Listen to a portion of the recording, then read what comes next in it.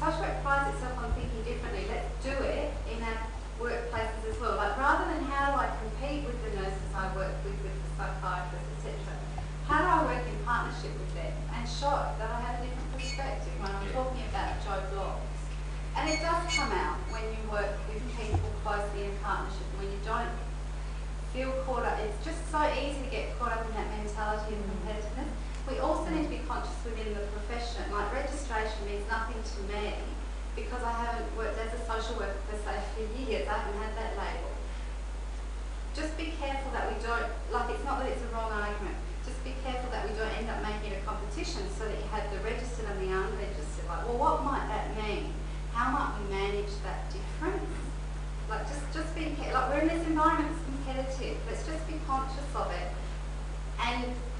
and not end up replicating the things that are actually problems. So how do we you know what's interesting? Why don't you call yourself a social worker?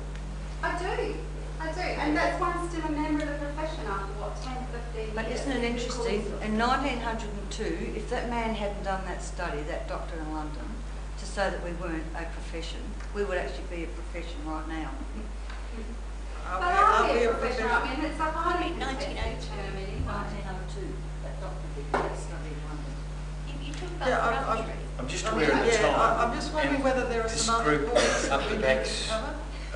Were you the spokesperson before? Yeah, we've got. We We missed might you. have something up there, and we've got something over here in a sec. So anything further from that group over in the far corner? Pepple, you sure? Going back to that stage, we were looking at actually different qualifications in the education area. Okay, well, then I think we can quick. I was part of the group, but I was probably going to share a bit about my condition in Indonesia, about social welfare, social work department in Indonesia, because I'm a lecturer in social work department. And I was trying to, I think the training that would be helped, if you were to have a training, it would be good if you do it internationally so you can, because in Indonesia, not right, we also going away from counseling, because we also have this fight, if you can say fight, with the we do fight more with psychologists rather than nurses. So that's why we try to avoid counseling, because counseling belongs to psychologists, and we try to do community development instead.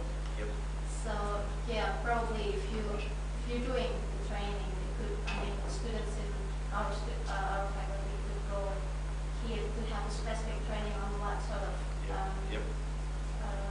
training, sort of focus they want to do.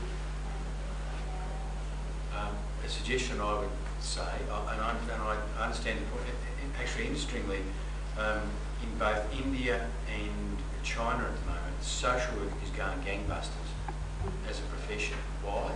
Because they're major industrial, or they're developing countries that have major industrial sectors, and they're trying to cope with the problems of that sort of rampant development. And where your point about community development responses are seen as really, really important and really critical. That said, it was a blunder for us in Australia to move out from counselling. And I think there is still strength in us covering a lot of bases, including community development and including sort of community engagement, those sorts of broader processes, along with the micro. But you have to fight your own battles, and that, I'm sure. Don't let those psychologists put it over you either. Okay, look, we've gone a little bit over time. I've really enjoyed this, and I think it was Billy Connolly actually who sort of got into beige there for a while. And look, beige is a fine colour, you know? It is a fine colour. That's right. Well, it's interesting in if you travel to India, one of the things that really struck me about India, and it's absolutely this huge multicultural nation, that the women are all in really bright colours, just spectacular, you know, and the men are all actually in very, not all, but predominantly, in very beige or khaki, those sorts of very bland colours. And it's just really, like, it's quite different here. It's one of the things that really struck me was, and there's a very good role for beige.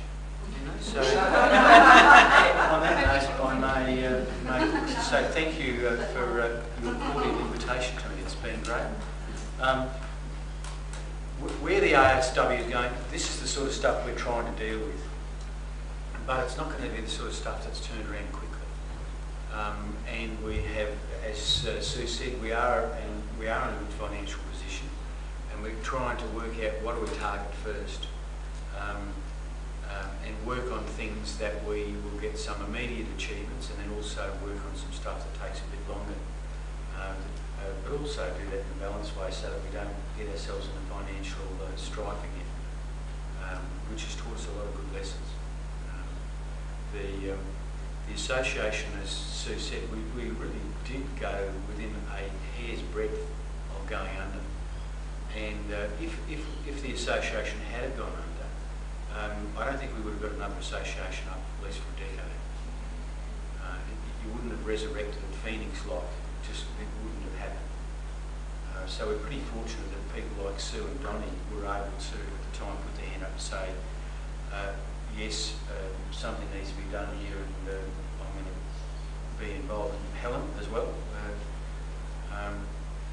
So enough of our own praises. Thanks, and have a great day.